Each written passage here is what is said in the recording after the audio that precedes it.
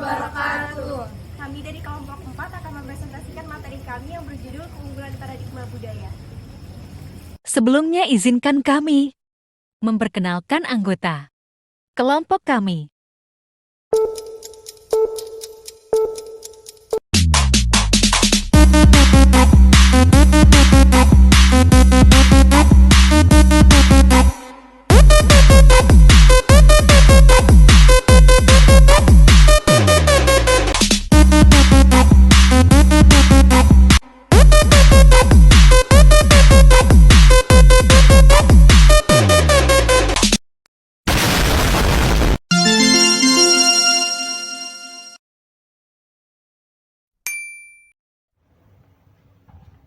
Paradigma budaya keunggulan adalah suatu pemikiran atau pendekatan yang menekankan pentingnya menciptakan dan memelihara budaya organisasi yang berfokus pada pencapaian keunggulan dalam segala aspek kinerja dan aktivitas.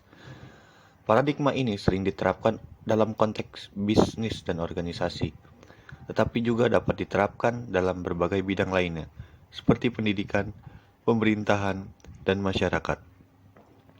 Paradigma budaya keunggulan memiliki beberapa karakteristik, yaitu yang pertama ada orientasi pada kualitas, yaitu menekankan pentingnya kualitas dalam semua yang dilakukan.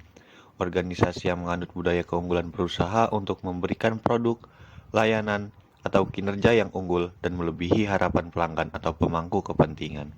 Kemudian yang kedua ada inovasi, yaitu mendorong inovasi dan pembaruan berkelanjutan. Organisasi yang berkomitmen untuk mencapai keunggulan terus berusaha untuk mencari cara-cara baru untuk meningkatkan proses, produk, atau layanan mereka.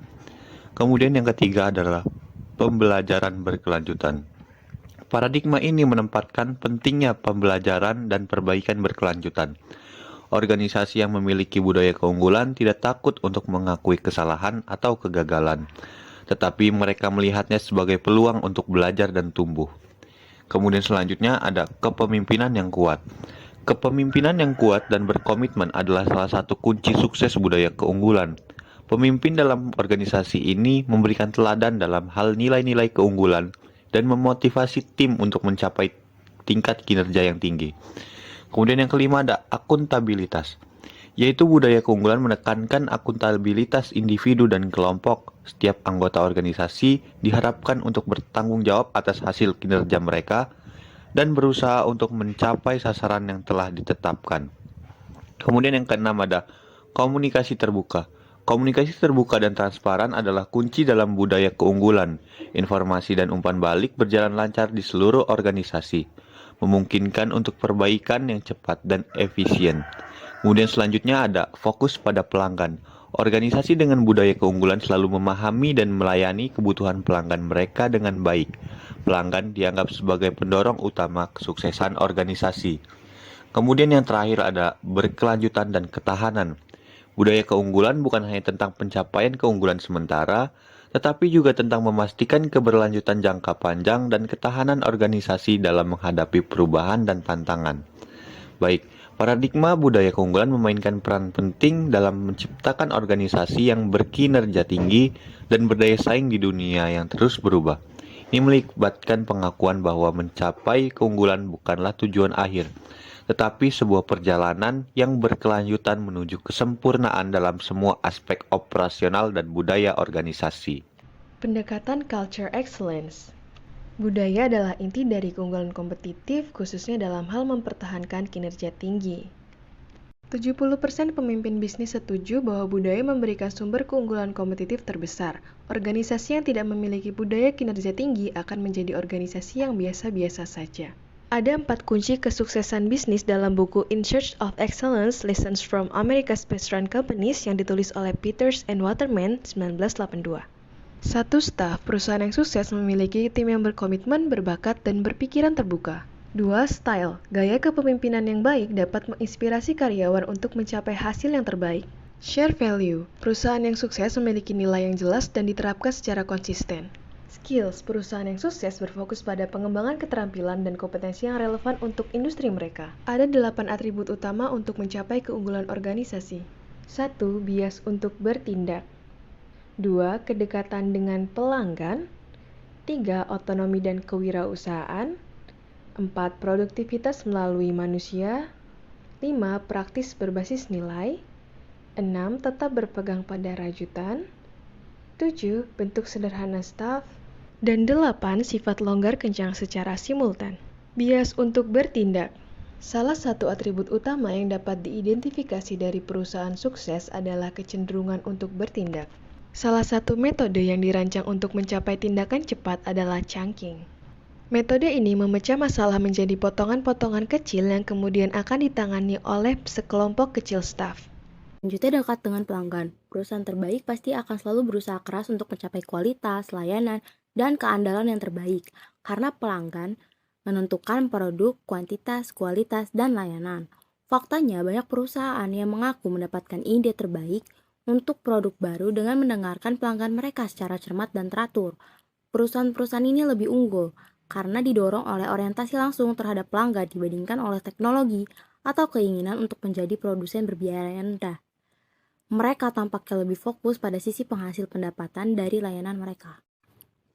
Selanjutnya, otonomi dan perusahaan. Perusahaan-perusahaan unggul ini memiliki sistem pemenang atau championing yang terdiri dari 3 elemen kunci. Nah, inti sistem championing ini adalah untuk membina, mempromosikan, dan mempertahankan pengusaha pemula. Dapat dikatakan bahwa 3 elemen dari sistem championing ini sangat penting untuk operasi dan kredibilitas perusahaan. Bagian penting lainnya dari sistem ini adalah yang pertama itu ada beberapa perusahaan. Produk championing ini cenderung dialokasikan pada divisi suboptimal mereka sendiri. Nah, divisi suboptimal ini bersifat independen karena bertanggung jawab atas akuntansinya sendiri, kegiatan personalia, penjaminan mutu, dan dukungan untuk produknya di lapangan. Untuk mendorong kewirausahaan lebih lanjut, tim, kelompok, dan divisi sangat didorong oleh struktur penghargaan perusahaan untuk bersaing di antara mereka sendiri untuk proyek baru. Otonomi dan kewirausahaan juga didorong oleh jenis prosedur komunikasi tanpa batas yang diadopsi oleh perusahaan-perusahaan unggul. Nah, jenis prosedur ini menunjukkan karakteristik berikut. Yang pertama, sistem komunikasi bersifat informal. Nah, meskipun banyak pertemuan yang berlangsung pada suatu waktu, sebagian besar itu pertemuan itu bersifat informal terdiri dari beberapa staf dari berbagai disiplin ilmu yang berkumpul untuk membicarakan dan memecahkan masalah. Yang kedua, intensitas komunikasi yang sangat luar biasa.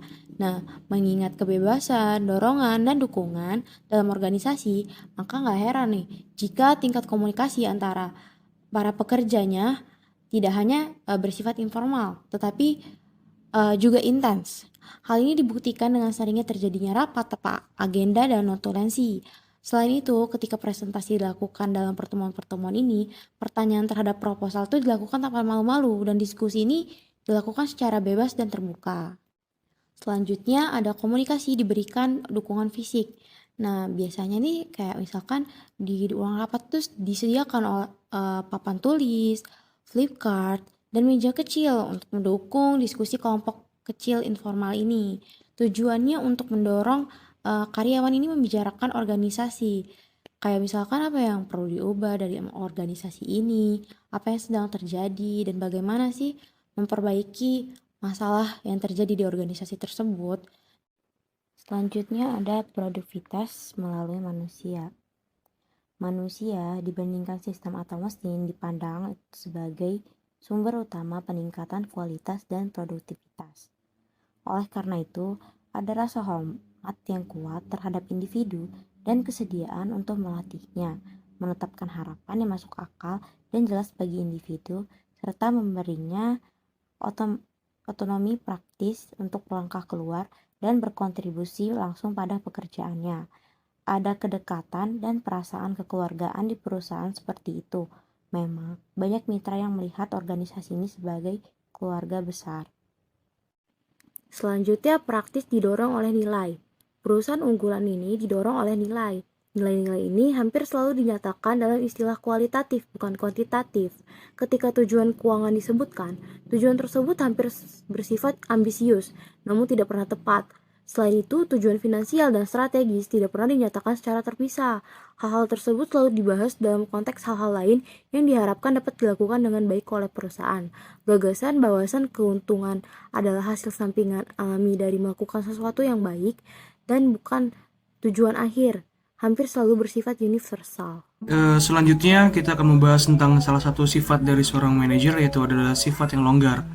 Maksud dari sifat longgar ini yaitu adalah sebuah prinsip yang berarti tegas dan bebas. Di satu sisi, sifat ini memungkinkan perusahaan yang unggul untuk mengontrol segalanya dengan ketat, sementara di sisi lain memungkinkan dan mendorong inovasi, otonomi, dan kewirausahaan seorang individu atau karyawannya. Nah, setiap anggota organisasi mengetahui bahwa mereka memiliki kebebasan dan didorong untuk bereksperimen dan berinovasi. Mereka juga tahu bahwa tindakan mereka akan diteliti dan dinilai oleh para manajernya. Namun, dengan perhatian penuh diberikan hak kepada dampak yang mereka miliki terhadap kualitas produk, target, dan di atas segalanya, pelanggan. Fokusnya adalah membangun dan memperluas batas-batas bisnis. Tujuan utama dari sifat ini adalah untuk menjadi perusahaan terbaik, dan dalam analisis akhir ini adalah tolak ukur untuk mengukur disiplin dan fleksibilitas individu atau karyawan. Lalu yang selanjutnya itu adalah model pasca kewirausahaan dari Rosberg Muscanter. Jika permainan bisnis yang baru benar-benar cepat, maka memenangkannya memerlukan tindakan yang lebih cepat, manuver yang lebih kreatif dan fleksibel yang lebih besar. Ini membutuhkan manajemen yang lebih gesit dan lentur yang mengejar peluang tanpa terhambat struktur rumit atau prosedur berat yang menghambat suatu tindakan. Nah, model pasca kewirausahaan dari Kanter ini itu tuh memiliki 3 strategi utama. Yang pertama itu ada restrukturisasi untuk menemukan sinergi, lalu membuka batas untuk membentuk aliansi strategis, dan menciptakan usaha baru dari dalam atau mendorong inovasi dan kewirausahaan. Seperti yang telah dijelaskan sebelumnya, organisasi pasca kewirausahaan menjalankan 3 strategi utama. Yang pertama yaitu restrukturisasi untuk menemukan sinergi. Esensi dari pendekatan ini adalah untuk mengidentifikasi dan berkonsentrasi pada bidang bisnis inti, serta menghilangkan semua hambatan dan masalah untuk operasi yang efisien dan efektif.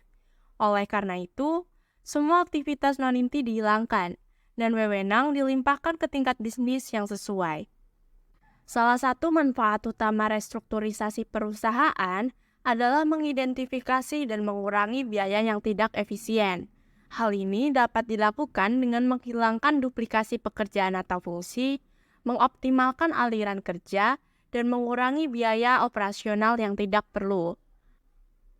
Bentuk-bentuk restrukturisasi perusahaan antara lain penggabungan, peleburan, pengambil alihan, dan pemisahan perusahaan. Strategi yang selanjutnya yaitu membuka batasan untuk membuat sinergi. Hal ini dilakukan dengan cara perampingan organisasi, juga dari contracting out beberapa fungsinya.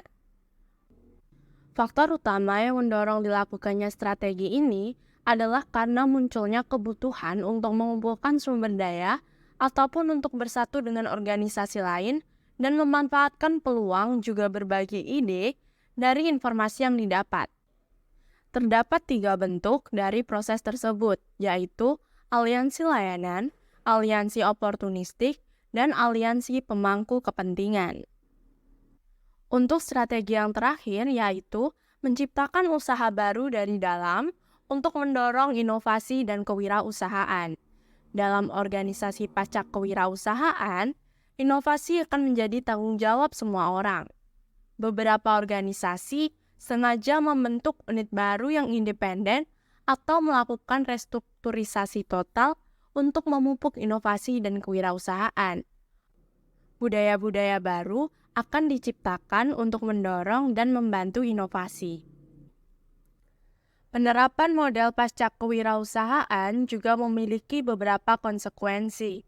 Yang pertama yaitu pada sistem penghargaan. Gambaran yang tercipta dari sistem penghargaan tidak sepenuhnya baik. Di mana ada pemenang, mungkin juga ada yang kalah. Tidak semua orang mempunyai kesempatan atau dorongan untuk menjadi wirausaha, atau berada dalam posisi yang cocok untuk sistem bonus. Selain itu, banyak orang yang mendapat manfaat dari sistem penghargaan berdasarkan senioritas dan posisi. Konsekuensi selanjutnya dari modal pasca kewirausahaan yaitu pada karir dan keamanan kerja. Ketika organisasi menjadi lebih ramping dan lebih banyak tugas yang dikontrakkan atau contracting out, struktur organisasi menjadi lebih datar karena seluruh lapisan hierarki tidak ada lagi. Dampaknya mengancam hilangnya bentuk-bentuk jalur karir konvensional. Materi selanjutnya yaitu gaya hidup pekerja. Saat ini terdapat banyak organisasi di mana orang-orangnya diberi kebebasan lebih besar untuk berinovasi dan bereksperimen. Terdapat imbalan finansial yang besar untuk peningkatan kinerja dan di mana orang-orangnya itu diberi kendali lebih besar atas bidang bisnis mereka. Tidak diragukan lagi bahwa dalam situasi seperti ini, orang mengharapkan bekerja lebih lama dan memusatkan kehidupan sosial mereka pada pekerjaan mereka. Tempat kerja sebagai pusat kehidupan bermasyarakat dan teman sekerja sebagai calon pasangan hidup pada satu sisi merupakan suatu kenyamanan bagi orang-orang yang kelebihan beban dan sibuk bekerja, sehingga hanya menyisakan sedikit waktu untuk menjalani kehidupan pribadi di luar. Tapi di tingkat lain, gagasan itu sangat mengganggu. Bagaimana dengan sejumlah besar orang yang kehidupan pribadinya tidak tercakup dalam koridor korporasi? Bagaimana dengan orang-orang dengan komitmen keluarga di luar tempat kerja? Kita sudah mengetahui dampak buruk yang ditimbulkan oleh pola kerja seperti itu terhadap kesehatan fisik dan mental, serta kehidupan keluarga mereka. Saat ini terdapat kecenderungan yang semakin besar di kalangan manajer senior untuk berhenti bekerja atau pindah ke pekerjaan dengan gaji yang lebih rendah, namun tidak terlalu menuntut, atau biasa dikenal sebagai downshifting, agar dapat menghabiskan waktu lebih banyak bersama keluarga mereka.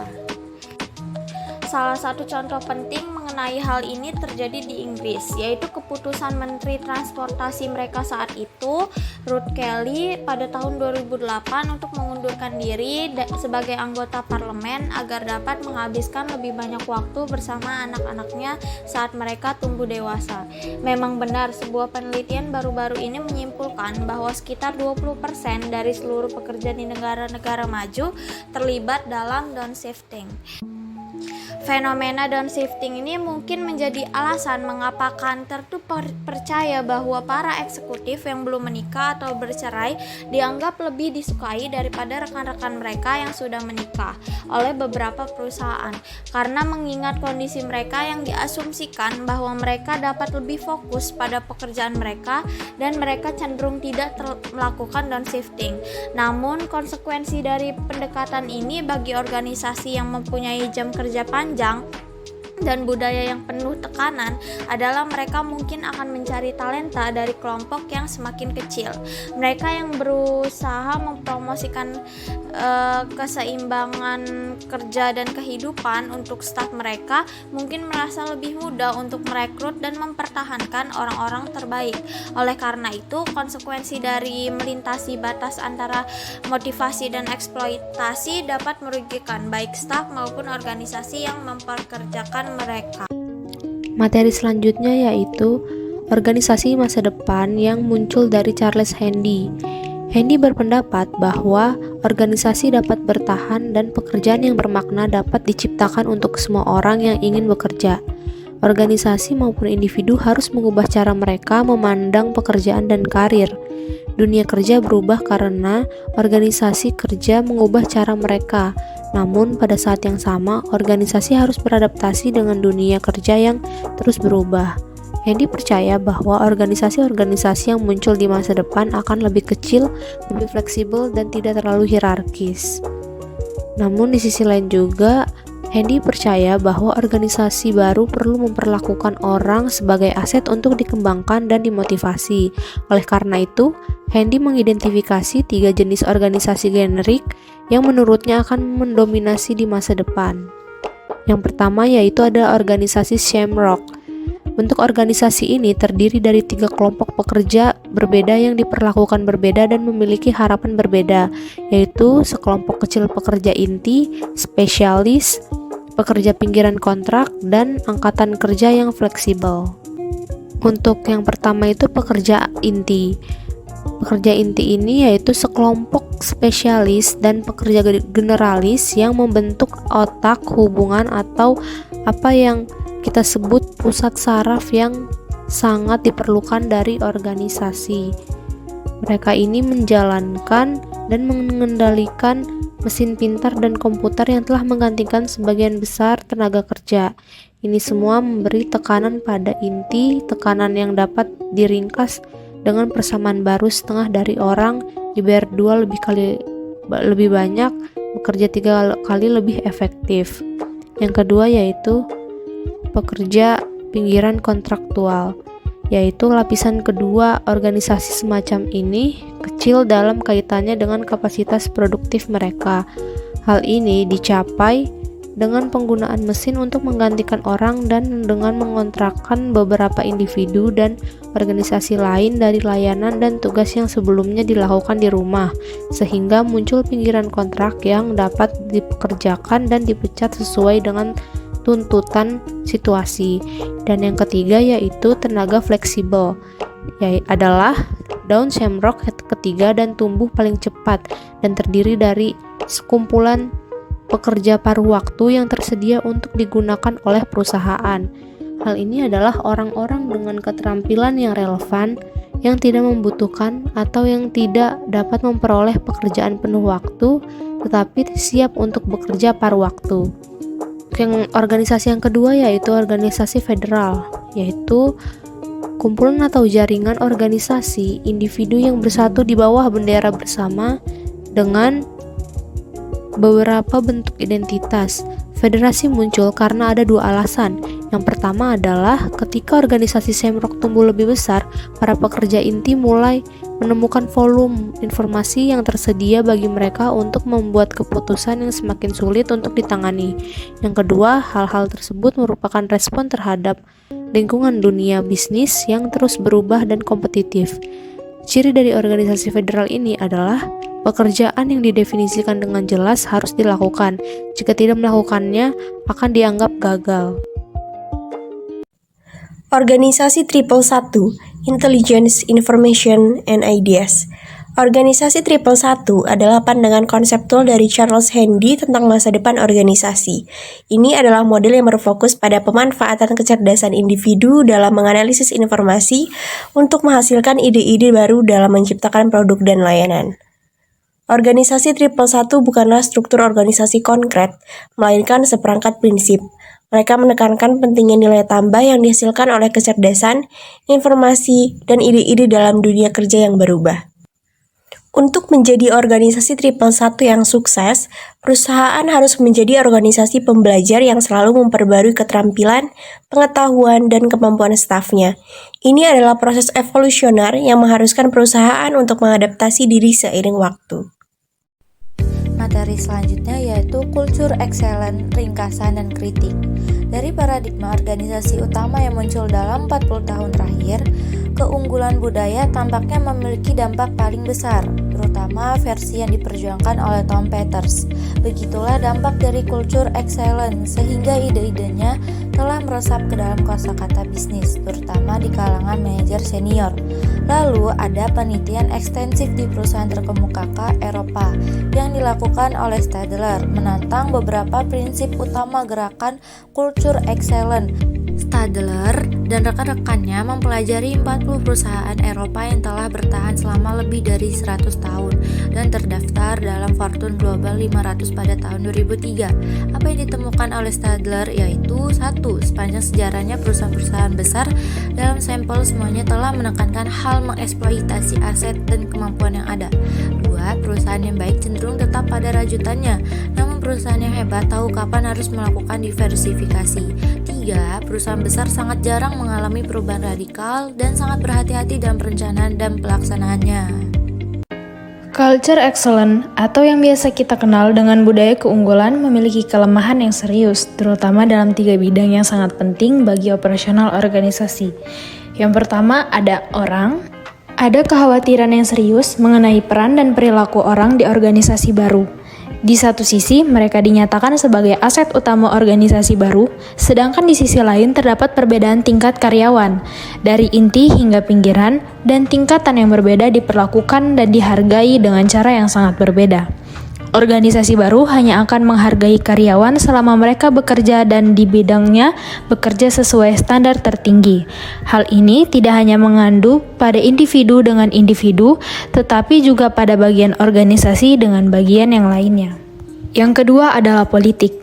Tingkat pertikaian politik di sebagian besar perusahaan, terutama di kalangan manajer senior, sangat tinggi, sehingga Johnson mengklaim bahwa orang-orang gila telah mengambil alih ruangan rapat.